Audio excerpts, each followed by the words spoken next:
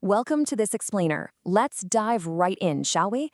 Today we're breaking down a really fascinating, highly detailed fellowship study of Romans chapter 8. We're calling this the ultimate crescendo. Why? Well, one of the speakers in our source material passionately calls this very text the focus of the entire Bible, literally going so far as to call it the center of the universe. That is a bold claim, right? So we're going to unpack exactly why they see it that way, and we'll use this metaphorical narrative arc of a mountain climb to guide us all the way from our base struggles up to ultimate glory. To get there, we'll hit 5 key checkpoints on this climb. First, the context of Romans. Second, flesh versus the spirit. Third, the purpose of suffering. Fourth, learning how to pray. And finally, reaching the ultimate crescendo. Let's get started. Section 1. The context of Romans, setting the stage for the climb. Now, before we can even think about tackling that famous promise that all things work for good, we really have to start at the base and grasp the broader context of human weakness and suffering. You see, Paul didn't just jot these thoughts down on a whim as some young man. Romans was actually written nearly 20 years after his first epistle. This captures the profound insights of a mature, perfectly well-trained scribe. Writing decades into his ministry, Paul carefully crafted these words to address the very real, universal reality of physical pain, the loss of jobs, sickness, and just deep hardship. He is writing this from a place of deep, lived experience. And you know, this mature perspective leads to some massive claims. Like we mentioned, one speaker passionately argues that Romans 8 can be coined as the focus of the entire Bible and the center of the universe. They firmly believe this single chapter contains the complete blueprint for what the divine is actually trying to achieve within humanity. It basically lays out the entire how and the why of the human experience. Moving on to Section 2, Flesh versus the Spirit. This is the daily battle. Down at the very base of our metaphorical mountain climb is a fundamental juxtaposition that the speakers highlight throughout their whole study. It's that daily, foundational battle between the flesh and the spirit.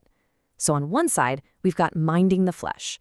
The speakers associate this with death, sin, and that futile, exhausting struggle to try and perfectly follow religious laws all on our own. It's basically an impossible battle. But then, on the flip side, we have minding the spirit. This is what actually leads to life, peace, and true freedom from sin. In fact, one speaker notes that when you mind the spirit, it becomes like an automated, functioning law right inside you, bringing a natural peace instead of this forced, miserable struggle. So the million-dollar question is, how do we actually shift to minding the spirit? Well, it all hinges on one single word: dwell. A really critical concept introduced in the fellowship is that dwell does not just mean passive belief, it means to make a home, to live actively, and to operate within. The speakers emphasize that you have to actively make a home for the spirit to operate within your daily life. You've got to turn on the switch, so to speak, rather than just sitting back and hoping it magically happens on its own. Which brings us to Section 3, the purpose of suffering, the required climb. As we move further up the mountain, the group tackles one of the absolute most difficult realities any of us face.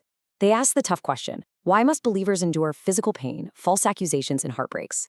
Like, if the Spirit dwells in us, why is the climb still so intensely hard? The answer they arrive at is definitely challenging. They say suffering is not a punishment. Instead, it's an essential, necessary process to bring individuals to full maturity and make them true heirs. It isn't about fairness. It's not about right or wrong. It's simply a required maturing process for believers to inherit a divine inheritance. Basically, you just cannot reach the peak without the strain of the climb. To ground this highly abstract theology into something we can all visualize, one speaker uses a really vivid analogy. They say, imagine some cookie dough. You cut it the shape of a star and you put it into a mold, and then you throw it in the oven to heat it. That heat of the oven, that represents the unavoidable trials and suffering of life. The speaker goes on, saying, if the cookie dough could talk, it would say, what are you doing to me? You're crushing me, you're cutting me, you're burning me. And honestly, when we suffer, we often cry out with those exact same questions, don't we? But the speakers point out that even though the dough experiences what feels like violent crushing and burning, this very heat, this suffering, is exactly what conforms it into its glorious, final, predetermined shape. All right, Section 4, learning how to pray, connecting to God.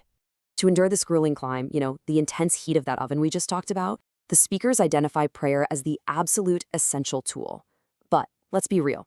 We are inherently pretty immature at it, often just checking religious boxes rather than truly connecting. So, The text encourages believers to start by crying out, Abba, Father. Abba is an Aramaic term that translates closely to daddy. It signifies a cry of intimate, familial reliance. The fellowship highlights that prayer shouldn't be some formal, fearful religious ritual. It should be a deeply personal, dependent relationship. It's like coming to a parent when you're struggling and just genuinely asking for help. To help build that habit, one participant suggests using a structured approach called the PRAY framework. P for praise, R for repent, A for ask, and Y for yield or surrender. It's a really simple, memorable acronym that moves you from recognizing the divine, asking for guidance, to ultimately surrendering to a higher will. And the crucial point of using a framework like this is that it prompts daily introspection. It leads us directly to this question: what is your true spiritual purpose today? The speakers ask the listener. They ask us, are you actively seeking a divine purpose each morning, or are you just checking off a to-do list driven by your own ego, like mowing the lawn or finishing a work project? Because if you don't actually ask for your purpose, you're really just guessing your way through the day. Another speaker beautifully distills this practice by taking us right back to the kitchen with another baking analogy. They compare yeast and flour to prayer and the soul. Think about it.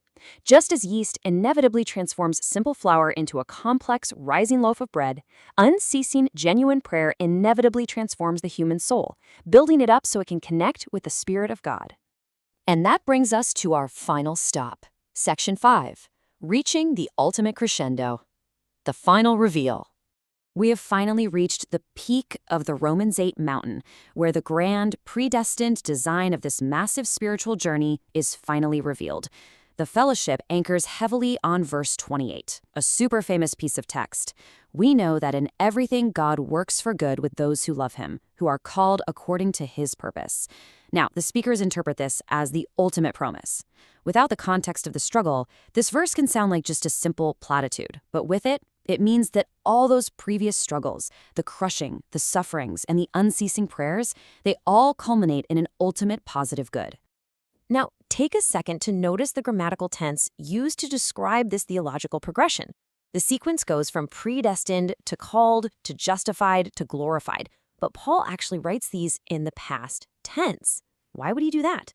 Well, because from an eternal, divine perspective, this sequence is already an accomplished fact. If you are enduring the process, your final glorified state is already a total certainty. Let's break that down just a bit more.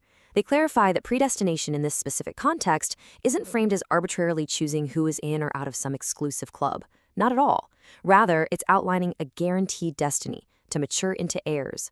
It requires enduring the process of suffering, with the ultimate goal of being conformed to a divine image. And understanding this trajectory is what actually anchors believers, ensuring they don't lose hope when things get incredibly difficult. We can look at this through a highly relatable lens. Going to the gym. One speaker playfully points out a fellow group member's recent physical transformation and weight loss. He notes that just as going to the gym requires the painful tearing down of muscle fibers to build a new, stronger physique, spiritual glory requires the painful tearing down of the flesh. You gotta put in the reps. You can't just think about getting in shape while eating a burger on the couch. You have to embrace the strain to actually see the transformation. So, as we wrap up this explainer on the incredible crescendo of Romans 8, the fellowship leaves us with a final, provocative question, and it's one we must all face.